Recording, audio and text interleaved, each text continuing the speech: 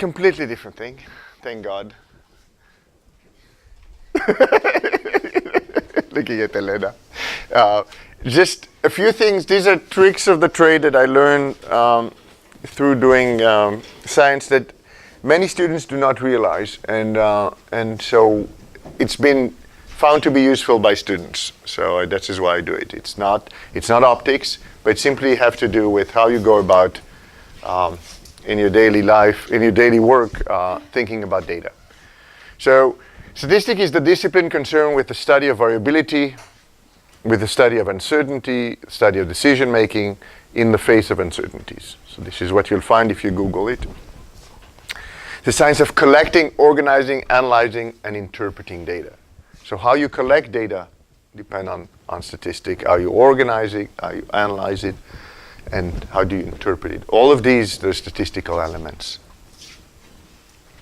So before you go sampling, you want to know something. You want to know, you need some information that statistics is useful for. There's a different type of data statistics can be applied to. There's nominal data, just categories that are not ordered, such as taxa. We have diatoms, we have dinoflagellates, we have cryptophytes, whatever. They're organized into group, but the one group is not any better than other unless you happen to like one phytoplankton more than another. There's ordinal data which is ordered, but there's not necessarily a fixed unit in between them, like the pain level when you go to a doctor. And they ask you 1 to 10, where do you put it? You know it's more, but you don't know by how much. 10 is not the same above 9 than 2 is above 1. And then there's what we use, which is scale data. Things that are ordered, there's unit of measurement between them, that such as meter per second or microgram per meter cubed, etc. So things are ordered with very... So why do we need it?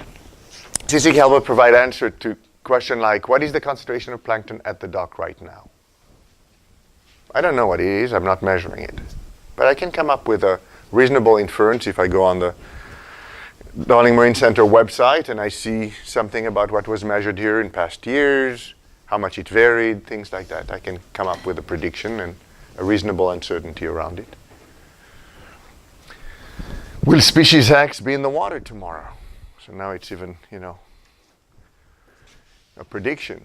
We're interested in the likelihood of the answer, and I'll produce large... And another thing that I find statistics extremely useful is just reduced data. I can give you all the data we collected at the cruise at the native 4 Hertz resolution. You would not know what to do with it. If I give you just the absorption spectra, after I did some statistics on the stuff, it's much more useful for you than if I give you everything we collect in all. So, with respect to using statistics to make a point, to prove anything, statistics never proves a point. It does say something about likelihood, but you're not proving anything. And the fancier the statistics you need to support your point, the weaker is your point. So you don't impress anybody by using 5 different statistical tests of various, there's none at all. And if you need them, if you really need a very, very fancy test that's found in some obscure paper, it probably means that the relationship is relatively weak. And this is why you went all the way to that pain to make a point. And this guy is, Lazar, is my professor of chemical oceanography in Israel that Adar just wrote a paper with. So this is what I learned from him, and it's a lifelong lesson that I carry with me everywhere. So why do we need statistics? We need it, we have populations of outside of data. We have, or you can call it a realization, a certain state of the ocean that's out there, and we will need to sample it. So to decide how much we need to sample, we need statistics. So we measure that sample, we're out there in the boat, and then we want to describe it so that we can say something about the statistics of the sample. We went out there, we measured absorption, the median absorption has this and this shape, and the variability around it is something, and then we use that to infer about what's happening in the ocean when we're not measuring. So this is the parameters. We're trying to learn something about the parameter of the full population in the ocean when we're not there. Okay, so this is kind of the mental image one has in mind. So there's a whole bunch of very simple statistical moments. You all learn about the mean, the variance that tell us something about variability in our measured quantity, standard deviation, the square root of it, average deviation if we want something that's absolute value instead of squaring so that outliers don't push us as much, and standard error. Standard error tells us something about the uncertainty in the mean value. And that's uncertainty goes down the more we do measurements, independent measurement, because we're getting more confident that we're getting the true value. Unfortunately, that standard error rule, the 1 over square root of n law, doesn't work if you have biases in your measurement. So this is a classic diagram that you've probably seen a gazillion times. Where you want to be is in the sort. Let's say that the quantity you're trying to measure, its true value is in the origin of these graphs. You can use a very precise instrument, and if it's precise and accurate, you're going to be right where you want to be. But if it's not accurate, but it has great precision, you have a ruler to the 10th point under a millimeter, but you have a false sense that you're doing my measurements are really wonderful, but your distance from the true value will never get reduced no matter how many more measurements you're doing, because your instrument is biased. And this is really the worst that we can have, is that because the instrument is so precise, we're feeling it must give us great numbers. And we have often that fallacy that, oh, there's 4 points after the decimal, it might be a great instrument. And this is true for scales, it is true for many instruments. I'll tell you a story about a scale in a second. Again, this is an instrument that's imprecise, but an instrument that's imprecise but accurate works great for us in terms of this rule. We can bring down the uncertainty of our estimate of the true value by taking more independent measurement with it in the environment, etc. But again, we cannot do anything if we're biased. So the case in point here is the first float we ever deployed with an optical sensor. Went down in the ocean in the Labrador Sea and never came up. Never came up because the scale, this lab scale, so those you have to very accurately calibrate the depth and the buoyancy, what's the weight. And the scale has drifted in the course of 3 months by about a gram. And of course, it's a scale with plenty digits to the right, and people thought it was working correctly. And that was sufficient for us to lose a float. At the time, it was about $50,000. So you really have to worry about these. Can you come back to that? Yeah. Yes. So this is the standard, it's the standard error of the mean, it's called. So it's how well do I know, so let's assume that I want to know the mean height of people, of males in the world. I ask 1. Right? Actually, this should be n minus 1. I just put n because I assume there's a lot. I ask 1, I don't know anything about the uncertainty. I ask 2, I have a population of 2, I get a value, but my uncertainty still could be extremely large over 8. I mean, I don't really have, the standard deviation is not well defined, so we should start at 3. And then the more people I ask, the better, the smaller is my uncertainty around that mean value. Independent people. I'm not asking the same person. If I ask you or I check your height again, I'm not learning anything about the population. But you're getting it's a pseudo replication. I'm not getting an independent realization of a male and his height. But you But On mine. on yours, yes. On yours, yes. And I'm reducing the uncertainty in the measurement. So we're back to ACS where we flow water. And if you measure the same water 10 times, you lower your uncertainty On the uncertainty of the measurement of that water. But because I did only this water, I cannot say more about other waters. that would apply as well Yes, absolutely. for both cases where you measure the same water. Yes. Yeah, but I mean, it's not the same water, as long as the water flows. if it does not, can you? If the water does not flow, I'm reducing the uncertainty due to the electronic noise. And I cannot address any bias. My biases due to scattering correction, they stay there. So biases, this does not reduce biases, which is, many people don't realize that, and they think, oh, I'm just going to measure it again, or I'm going to measure it here and there and this. But if your instrument has a bias, like a scattering correction issue, you cannot reduce that by taking more measurement. Yes? When do you use the standard error over the standard deviation? Or when do you want to use each one? The standard error is your uncertainty in the mean value that you're after. Standard deviation tells you something about how spread are your measurements. So it's always larger, but just what's the population like? You know, are things, you know, my chlorophylls, when you measure chlorophyll, all of you, what's kind of the variability due to all of you measuring chlorophyll in the same water? I just have to think about it when you have multiple measurements for the SAS. Yes. You want to put error bars around that mean. Yes. So this is where you use that, because you're after knowledge of that spectra, and taking more measurement does reduce that part. Again, it does not address any instrumental bias, just the fact that there was variability when you were measuring, and you're trying to take that down. Are you going to go through the mathematical derivation? No, no mathematical derivation whatsoever. That you can find in every statistics book. Yeah. I'm just giving you a little bit of. I mean, I get the concept, but I always get lost when I try to read the mathematical derivation. I'm gonna skip them. I'm just completely.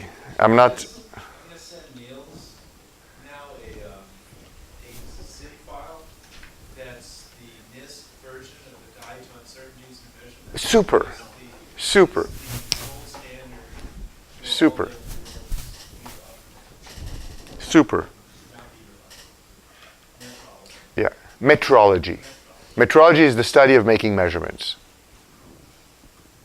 And it's a field. It's a whole field, and how you. No, what I'm not by any means an authority on the subject. It's just stuff I learned that people have found to be useful and asked me to share. So this is why I'm doing it. It's not. I just downloaded yesterday. I bought. There's a statistics book by Wilkes, 2011, from Elsevier that. It's from meteorologists and atmospheric scientists, and I think it applies to us as well. A lot of issues with satellite data and in situ data and things like this that looks very, very good. I haven't read the 600 pages yet, but the stuff I saw yesterday was useful. So that could be a guide for you guys. Anyway, so one thing that's tremendously important when you deal with data is just what's the distribution?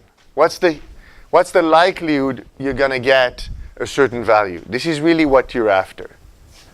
Often, you want to know how are things distributed. In this case, here is the histogram of frequency distribution of the height of 24,000 U.S. Army males. You see that it looks very, very normal. So you probably can use statistics associated with normal distribution. You can also probably infer that the mean is indeed also at the position, of the median, most likely. If it's normal, it is, and things of that nature. However, this is a non-normal probability distribution. This is U.S. female 1965% dying in each 5-year age interval. I'm not trying to kill women. This is what. But you can see that it's a very different distribution than the one we saw before. The median and the mean say completely different things about the likelihood of women dying in a specific age. Yes? Give me some examples of parameters from the world of optics that you would expect to be normally distributed? There's a classic paper by Janet Campbell where what she found is that the chlorophyll distribution is nearly log normally distributed in the ocean. For example, things that are normally distributed, I don't know. We looked at backscattering ratio distribution, and they looked relatively normally distributed in the open ocean around 1% in a paper with, but these the issue, what I'm trying to raise is that if you don't know anything about the underlying distribution, it's probably dangerous to use what we call parametric statistics, because you don't know where the mean is relative to the median. You don't know what a standard distribution really represents. In a normal distribution, plus minus standard deviation, one standard deviation around the mean encompass 68% of the data. In here, I don't know what it encompasses. So using tools that are non-parametric is very, very useful here. So what do you do in non-parametric? You basically rank all the data. Take all the data you have, you rank it from the smallest to the largest. You ask yourself, which one is in the middle? That's the median. If somebody tells you my median absorption is X, you know exactly what he means. 50% were higher, 50% were lower. You don't have to, in the mean, you don't know that. If we use percentiles, you can ask, instead of using a standard deviation, you can use the difference between the 84th and 16th percentile. You're going to get 68% of your point in between these two. So you can use that distance as divided by 2 as your equivalent standard deviation, and then if it were a normal distribution, it would be exactly the same as a standard deviation. Or you can do the difference between your 99 percentile and your 1. It all depends what you're trying to describe. And similarly, deviation. And then there's things like the mode. The mode is the value that you see the most. Could be useful. The issue is issues of robustness, issues of understanding exactly what people mean by the mean, what does it represent, and also sensitivity to outliers. You have measurements in which there's a lot of spikes. The spikes could be very useful for you. Nathan Briggs wrote a whole paper using spikes to study particles in the ocean. But often, if you don't do sufficient measurement of them, you cannot really resolve the population that causes spikes. So often we remove them, or we do something so that they don't affect our mean, because we cannot resolve them. And then you have to put in your method that the data was this spike, often with a median filter, because we cannot resolve those, or we don't understand exactly the source of them, or it might be bubbles or whatever. But you're strongly affecting your data one way or the other. So again, robust is insensitive to small departure from the idealized assumption from which the estimator is optimized. So this is statistician speak. In any case, it's the fact, what you're trying is to understand, sometimes you understand the central, the behavior of most of it without worrying about these which you don't have sufficient measurement to really capture and explain. An example is with us now with imaging. When you use an imaging system, you often have a limited amount of volume, and you're going to see some large particles, but very rarely.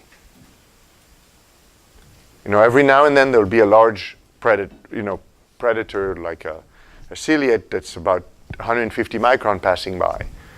But because you're using such a small volume, you're not resolving their population well. And if you use them in your size statistics, you can have huge amount of uncertainty there. If you put the uncertainty on, great. If you don't, again, remove that bin. Don't use that bin. Or put it with the right uncertainties. But to have the right uncertainties, you have to have many, many realization of size spectra. And this is why, depending on, all our systems to study zooplankton, to study fish, are optimized to the concentration of those particles. You don't study fish with a microscope because, with the amount of volume you collect, you'll never see one. Doesn't mean they're not there, we're just not measuring them. Not even with a bucket. We put a bucket in the ocean, guess what? There are no fish in the ocean. We never got one in a bucket.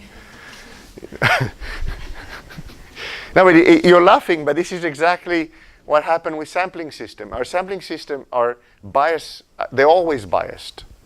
And understanding these biases is key to be able to interpret the data.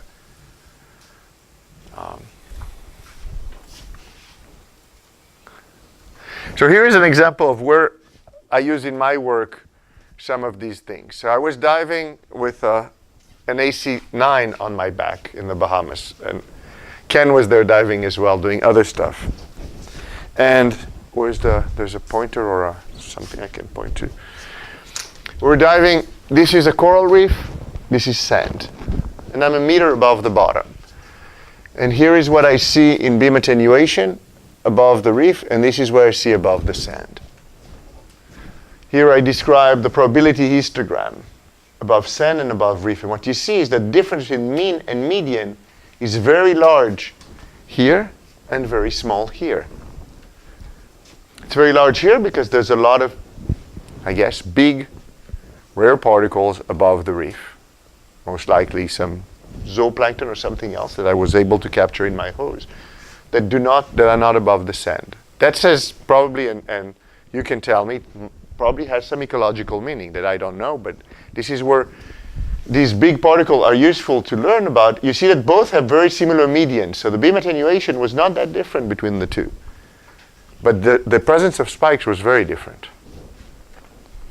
Here I'm diving above bottom, and this is on the coral reef at 200 centimeter above, 50 centimeter above. This was 10 centimeter above, sorry, and 10 centimeter above. About as much as I can tell as I go up. And what you see is the concentration of spikes increasing as you go down. So these particles are associated with the reef. They have something to do with that. And again, the distribution captures that information. I can say something about these by not just describing my median, but also looking at, in this case, the mean as using the difference between mean and median as a descriptor of how many outliers do I have there. I could use something else. But so you see there's a bigger and bigger tail the closer I get to the reef. And you can imagine how, just having a package, you could do exactly the same as you go. What do we care about in research in which statistics can contribute? Often it's relationship between variable. For example, do we get a bloom when there's lots of nutrients? Contrast between condition, diatom versus dinoflage domination associated with freshwater input in coast or whatever. Any question you want. You're trying to learn about the system by relating magnitude. So often we do something, the simplest one is the linear correlation. That's a correlation coefficient. Other two things seem to move together. We can do the same nonparametrically by asking whether the largest point of one distribution appear when the largest of the other. You don't have to do it in the dimensional world. You can do it in the non-dimensional, simply ranking. And again, this will be less sensitive to outliers. What's R and S? R and S are just a rank. You take all your, say this is chlorophyll and this is nitrate. So this is, you just rank them from highest value to lowest value. And you're looking at whether the highest value in chlorophyll occurs when you have the highest value in nutrient. If they all are ranked together, you're going to get 1. If always you get the first highest together, the second highest together, the third, you're just not assigning, you're not using the unit in which they're reported. So it's a relative X and Y. Exactly. Relative in a sense, ranked S and R. Yeah. It's X and Y. You take the X and Y and you rank them. And then you do the statistics on the ranking instead of on the absolute value. Then you don't assume anything about the units, the calibration. I mean, often, if your calibration is a linear function, you can do this and you get the same value if you calibrate data or didn't calibrate the data. You're not sensitive to that, if it's a linear calibration.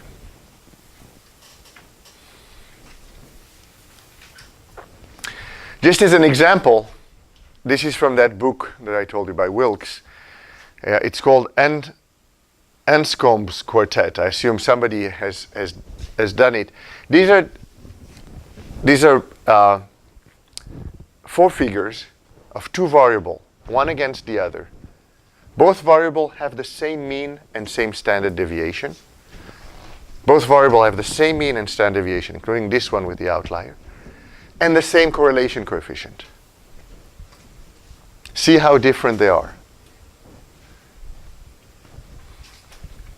So both the ordinary Pearson correlation coefficient and the regression relationship are the same for all 4 panels. You get the same regression. And you can see what outliers do to you. I mean, if you didn't have this point, the relationship would be different. If you didn't have this point, there would be no relationship. But this also tells you the value of a figure in a paper. People will say, look, they're significantly correlated, 0.8 whatever, 0.816, awesome. But here you're using parametric statistics in places maybe where you shouldn't. Because the distribution, this is maybe the only one where you have a distribution that, actually it's almost uniform in both of them. But it's something like a, and this is why often I ask when people, data not shown and they provide stuff and it's things that I know might be complicated, I ask them as a reviewer, can we see a figure of the data? Or can you put a data figure in the appendix if you think it's a problem in the flow? Looking at the data often gives you much more information than you can get just from mean, standard deviation, and the correlation coefficient, and even the regression coefficient. There's something in there that we get visually that, as you see here, are not captured by these statistics. Oh, I mean, first I'd want to see the data, but second, I would recommend to use methods that are not sensitive to outliers. I mean, these are the worst 2, and it's 1 point that causes it. And this is your classic, this is the R-square issue we talked about. You have a cloud of, the first week, you have a cloud of data down here, and 1 point here. Your R-square is awesome. It didn't improve your ability to predict one from the other an iota. But you still want something that's not subjective. Totally. So use robust methods. Robust methods are not weighed by the outlier as much. I'm going to talk about some. And also use other statistics, other descriptors that are better in telling you your ability to predict one variable from the other. One of them might be, if I use this relationship, what's my average deviation from that line? It will be like a root. And those will be different between those. An RMSE. How well can I, using this line, predict one variable from the other? And I often, when I review, ask for those kind of statistics, because often the only one they give me is R-squared. And that's just, for me, it's not sufficient. So when we do models, we often, and regression models, there's often, you'll find in literature, this issue of dependent and independent variable. In an absorption spectra, what's your independent variable? The wavelength. And if your instrument is calibrated, the uncertainty in that is usually very, very small.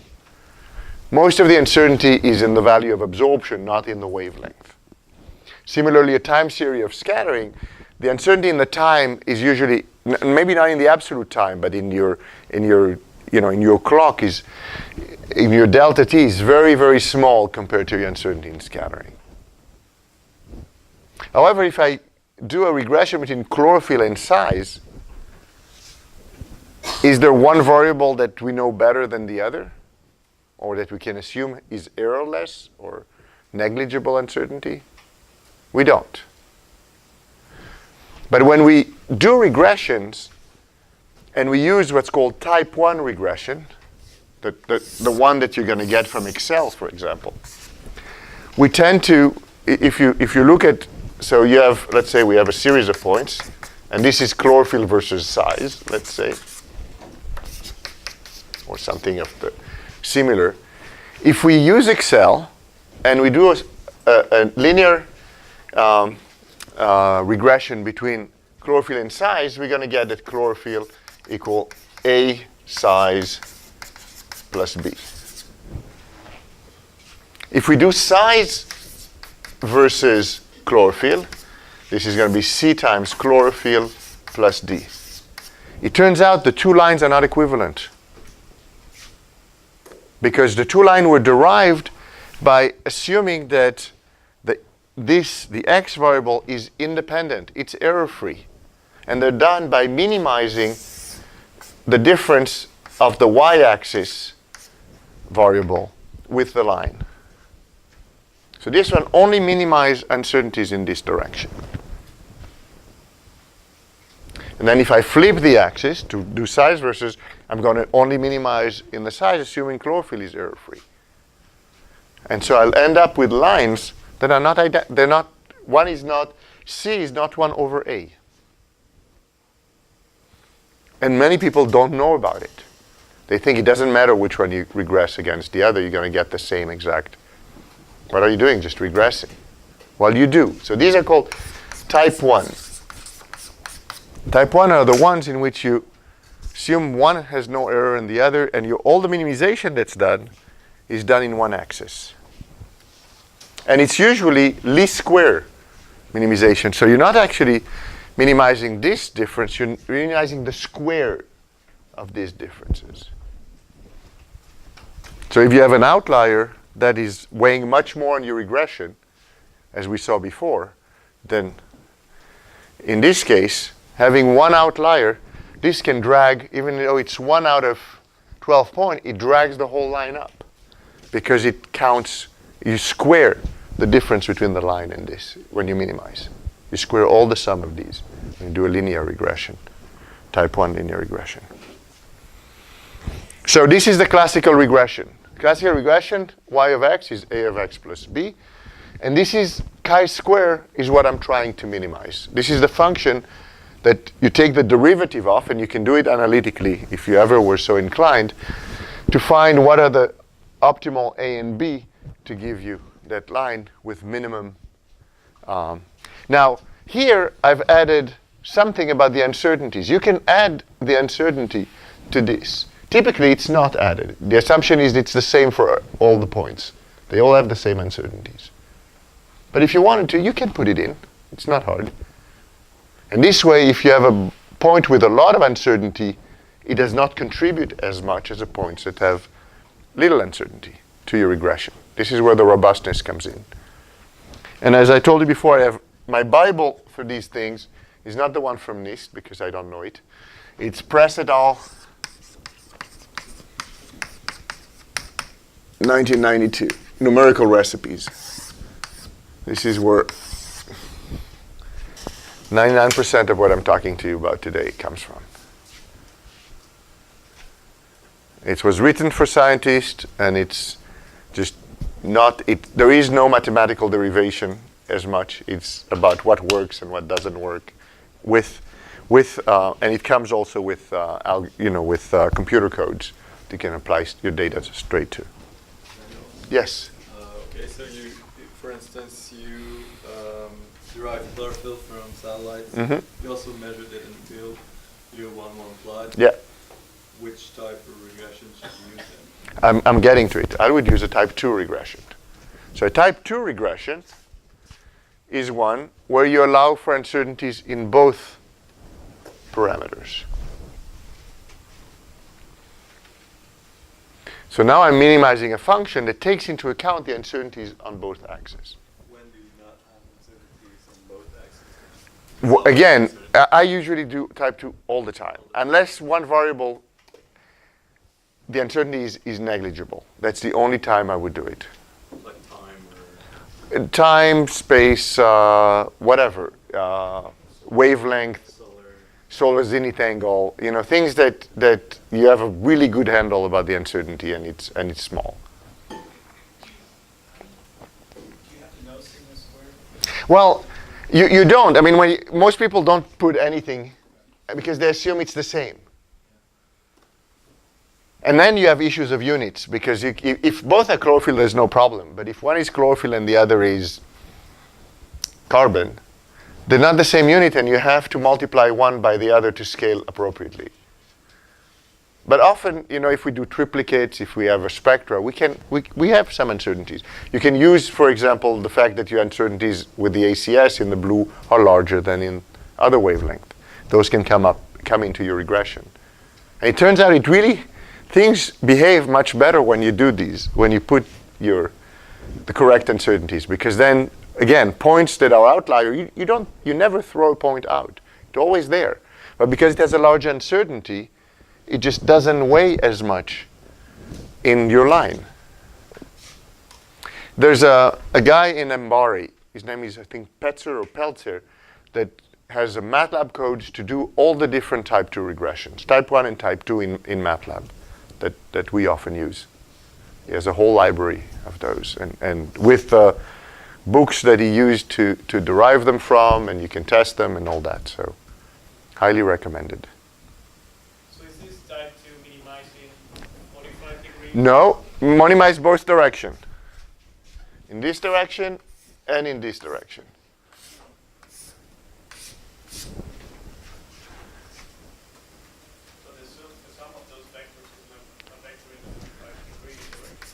Yeah, but it takes into account the fact that these might have different units. This is where you have to be careful, because units will have, if it's chlorophyll versus chlorophyll, no problem.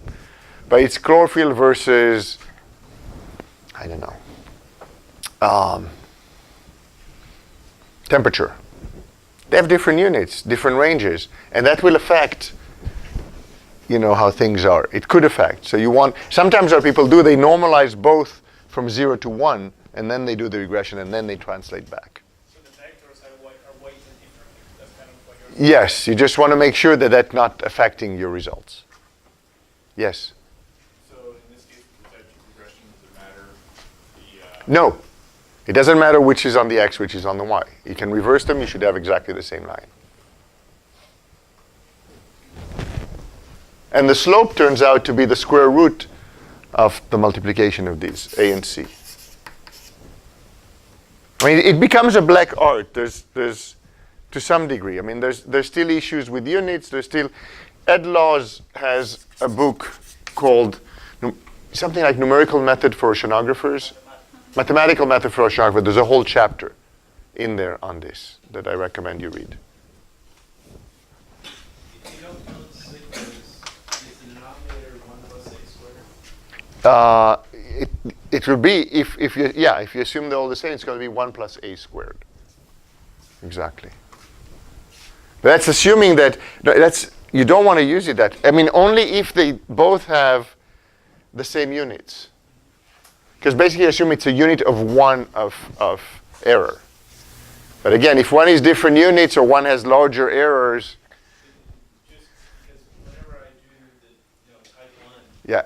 and I'm coding it, I just always I start at that equation, I drive it, and I By hand, yeah. You do the derivative with respect to A, to the B. or I write it all down and then code it. I'm just trying to figure out how I would. So now, suppose you did not want to weigh outlier even this one still weigh outliers a lot because there's a square here. What could you replace the square by that will not put points out providing such a big weight? Absolute values. You can put absolute values here. You can put square root here. You can put other measures of deviation than a square. The reason people put square is because we could do it by hand. It's continuously, we can take this function, you can take the derivative of. You can take the derivative with respect to A, with respect to B, and analytically derive relationship between your data and what the slopes are. But nowadays that we use computer, there's no problem using something that's not. You cannot take the derivative like a square root because it's not defined at the origin. So, or you know, an absolute value or a square root or whatever else you want to use as your metric of deviation that you're minimizing. There's nothing sacred about least squares, about taking the squares. Nothing. It just was, in the times where we did everything by pen and paper, it was the only thing we could take a derivative of that was simple, and we could then derive by pen and paper, as Ken just described to you, a relationship between so here we go back to the coefficient of determination, r square. It's 1 minus the mean square error divided by the variance. And often you'll see people say, okay, r square 0.8, I explain 80% of the variance. I mean, what are you explaining?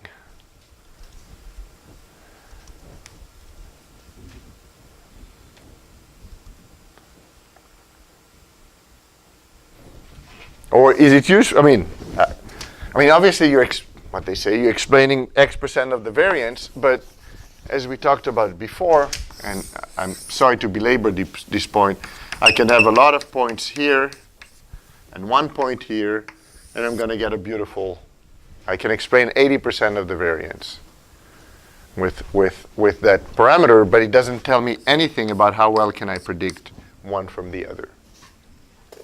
And this is not, and if I took this point out, this is not a bad relationship. It just no line fits it, but I can still predict something about these from these. It looks like a cloud. But in this case, maybe I cannot predict, but I can say this one value vary between this and this, when this one varies between this and this. When I don't have that 1 point that gives me my variance explained.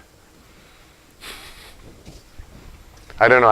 I hate when I hear people talking about variance explained, because they don't explain anything. Can it reveal? There's no cause and effect. There's no causality in statistics. There's likelihood, but no causality. You cannot say this happened because of this, and vice versa. You can, because of your understanding of prey and predator dynamics, say that there's more zooplankton. It's likely that grazing is much higher, because we know something about how the system works. It's not because the statistics tells us anything about it unless we measure the right parameter. And again, by then we talked about dynamic range, and there's a simple, very tiny book that people have, I read when I was a kid, and it's kind of a fun reading, which is called How to Lie with Statistics. It's from the 60s, but it's useful to see exactly the pitfall of not seeing the data and just using parameters describing it. Because particularly parametric statistics. Classic step 2 approach, the slope is the square root of the two slopes, and the uncertainty has to do with the uncertainties in both. Type 2 regression is a geometric mean regression. It's this one. I mean, there's actually two, but yes. There's one that gives you the geometric mean as your slope. Yes. Yes. Filtering noisy signal. What's noise? So now I'm changing topic. Often and I talked to you a little bit about it, and why we're doing it. So there's instrumental noise. As you saw when you ran specters, there's noise because for example, in the ACS, because the blue part of the spectra, there's less output from the lamp and it fluctuates. And there's environmental noise.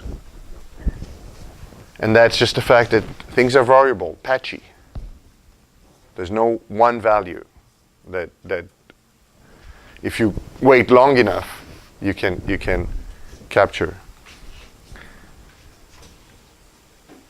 So I mean, again, in terms of sampling, often we want to sample long enough that we can characterize that noise.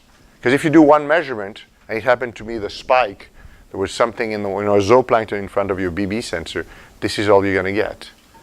But if you wait long enough, suddenly you want to measure long enough that the standard error of the mean or these metrics of the median value or average value stabilize. So, for the instrument noise, I should filter the low frequency signal. So the noise we talk about here tend to be high frequency. So it's stuff that you see in your data that takes it up and down. That's the instrumental one. Environmental, again, it depends what you consider as noise, and there's models for noise. I mean, often we assume it's white noise, meaning it's in all frequencies, but there can be blue noise and red noise, which is enriched in high or in low frequencies. Again, always remember that what you perceive in noise can be useful for somebody else. And what I mean by that, it might be that our spikes are zooplankton. There's somebody who studies zooplankton. He'd love to have your data on it. We do an atmospheric correction. I have colleagues, all they study is the atmosphere. And the ocean is their noise in the radiative transfer because that's the boundary. So we're their noise, they're our noise. And if we work together, actually, both of us can do better science. Because they know so much better about the atmosphere than we do, they might help us get a better way to characterize and correct for the atmosphere. And because we understand the ocean better than they, we might give them a better boundary condition to put in their model of how the ocean contaminates their signal. So reaching out is always worthwhile. And I use often field in MATLAB as it's a running mean that goes back and forth on your data. You decide how wide you want to do it. It cleans well data. It's not a running median. So if I do profiles for profiles, I often use running medians because of the spiky issues, because I don't resolve time series. I often do field. So it depends. The time series data, we better do filter for the time series. Yeah, and again, this is a black art. There is no recipe. I mean, even though the name of their book is Numerical Recipe, it's kind of a guideline. It's, you do it because you're not interested in the noise. You describe it in your method section always. You make sure it's not sensitive to the specific parameter, that if you do 10 or 20, you not get completely different result as your number of points that you average over. It's a way to help you present the data. I know nicer is the right word, but that represent better the central tendency of it, instead of showing something that has a lot of. It just helps you see things. So here's an example. This is one of the paper where we applied Nathan Briggs' method to get. Nathan is using those fluctuation in backscattering, in chlorophyll, in AC meters, in lists, to get a sense of the size of the things causing fluctuation. And I'm not going to go into detail into that, but the sample volume is important, a bunch of things. And what we've done is we took a sink in my lab, we added clay into it, we mix it well. On the bottom of the sink, we put an AC meter open to the environment, so without the sleeves, because we were only interested in BMC. An acoustic sensor, we put in a list, putting a backscattering signal. And with all of them, so once you have the clay in, we added a salt that will cause it to aggregate, because we're interested in aggregates formation and how they affect optics. What the salt does is it causes the clay particle to stick to each other. And when they do it, they start falling through, down to the bottom where the instruments were. And we're interested in seeing, so it's a great way to test what the optics of aggregate is, how do your instrument relate to size. We were measuring SPM at the same time. And what you see here is size based on different instruments. So this is the least-based size. So you can see we made particles that are significantly bigger. We started with particles that were almost a micron, 2 micron inside. We're going to 90 micron as we aggregate. Stuff is also falling down. So this is this is simply beam attenuation of 3 instruments. We have an AC meter. We have a list. That's the least beam C, and then we had these are the 2 beam C, and one of them, this is the black one, and the red are 2 beam attenuation, and the blue is backscattering. And all of them pretty much, we have a lot of particle in the water, high signal, and then as they settle down, it's reduced. But size is increased. And this is the time where we're starting to lose. And so what we looked at is just comparing the size that was estimated from the fluctuation to the size of the aggregates. And we found that they agree really nicely. I mean, I go, okay, it's a log-log plot. But over that period of growth of particle size, over this period, we're seeing a very nice relationship between the least estimated size and the one from this fluctuation method. Also, I mean, telling you that these fluctuations have to do with size of particles and consistent with the theory that Nathan developed and used. I mean, there's several ones that are associated. But just again, the noise has information content. You can use it to get other stuff with. So yes, filtered, but also look at what's left. What's the residual? What's the difference? Does it tell you something about the environment? There's information there.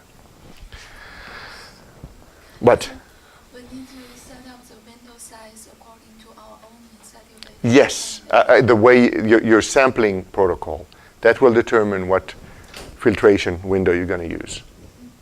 So it's always better to collect more data if you can and do that after the fact, as opposed to a priori. If you don't know your environment you're going to work with and its characteristic, you want to measure at full frequency of your instrument and only afterwards decide, okay, I could have done it once every 10 minutes or something, once you know more about your environment. So modeling of data help condense, summarize data by fitting into a model that has adjustable parameters. And we're trying to, again, simply take stuff, and in the case of a CDOM spectra, you've seen it before, we can take a whole spectra that has 83 numbers and really reduce it to an amplitude and a slope. We don't, and therefore I don't have to, in a paper, give you all my 83 wavelength, if this is a good model. But how do we do the fitting? At particular attenuation as well, we told you, power law seems to fit really well, except for that little bump in the chlorophyll. So how do we do the fits? Again, you come up with a merit function. You have a model. You have your data. And you ask yourself, and you can put in the uncertainties again. If the blue wavelength is noisier, you're not going to let it weigh as much as a green band. And then you're solving for this amplitude and this S. Lambda naught doesn't matter. That's just a reference wavelength. That will fit best your. Okay? And again, it can be a squared, it can be absolute value, it can be whatever model, whatever cost function you determine you want to use because of robustness, because of ease of programming, but that you're aware what it does to the data. And you always, when you do that fit, you afterwards plot it on top of your data, just to make sure indeed it does what you would think is the best line to pass through it. You've seen some of these, those of you who have done it. For nonlinear model, there's no guarantee you're going to have a single minimum for this function. And often you're asked to, you have to provide a guess. And it's going to do a search around your guess. So you want to make sure that you don't limit yourself just to the area where you started, or you start in an area that, that's consistent within the full range of what people have found.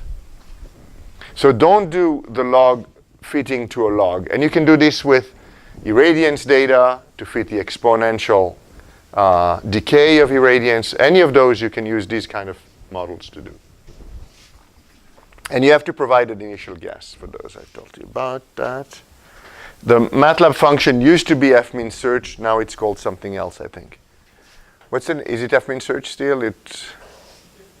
fmin search still works, but it changed in the way. Yeah, it just the old one is not the same as the new one. Again, you can use a more robust merit function.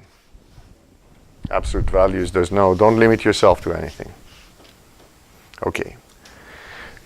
I told you about the derivative not continuous, not a problem. Now, where this is very useful again is to now when you have this is an example of a line fit, but of what I was telling you before. If you use a robust method, you can leave all the outliers on. It's not going to fit them in as much because there's no least square weighting on them. This is from Press et al. Now let's say, okay, you've done this AG fit, but you want to know something about the uncertainties in these parameters. How would you go about it? What's my uncertainty in the S? You write a paper, Kurt gets it to review, and you say, well, S was X. And you say, well, after my fit tells me S is X. And Kurt tells you, you don't do perfect fit. You don't have perfect data. You're not measuring data, the data of uncertainties. How do these uncertainties affect your S? What do you think you can do? The easiest methods, or you want to establish confidence interval in what you get from hydrolyte. You're running hydrolyte with your IOPs, you get one answer. But you want to know, RRS varies in the field. Even with your, you want to know something about how do my uncertainties in absorption translate to RRS uncertainties or to KD uncertainties. What do? You vary your inputs within the uncertainties of those inputs. Put in hydrolyte, you get different RRS. And now you can say something about the likely, you can put error bars on the RRS that is likely consistent with your data. Okay, those kind of methods we often call Monte Carlo or Bootstrap, because what they do is you have an error model in your input one, backscattering. You have an error model that might be based on a measurement, based on your knowledge of the field. You know, for example, that we cannot do with one angle BB to better than 10%. So I'll add that to I'll do plus minus 5% or 10%, and then I'd see how it affects my output in one wavelength, in another wavelength, in all those, and then I can do statistics on my output. I can see how the aggregate of all my uncertainties come into giving me an uncertainty in RRS. But you can do exactly the same when you fit a model here. I can vary my absorption within their uncertainties. I'll need a model. The model can be usually it will be something like, you ask when do I use random, normal. It makes, and you can test it, but if you take the data that you measured in the lab on your samples, you'll find that normal distribution fits it pretty well. It's a good description of this instrumental noise. So I'll use a normal distribution. I'll add randomly values within the variability I measured in the lab into my absorption, and then I'll derive a different S each time. I do it 1,000 times. Now I have uncertainties on S, on my fitting parameter, and the amplitude if that was needed as well. How would you parameterize the time series? This, how will I do it here? With a time series. With a time series, you could do exactly the same. You look at variability. I mean, if you want to fit a single model for the whole time series, single value. I mean, if the variability in the field is higher, then often what you find is that the thing that varies the most is not your instrument. It's the field. And so by doing measurement over time for an hour, you're going to get a distribution of S right there, and fitting each minute spectra to that model. I mean, the field is very often the dominating part, the patchiness in the field of our uncertainty budget. Did you assume that the uncertainties of the values that you're trying to You can test that.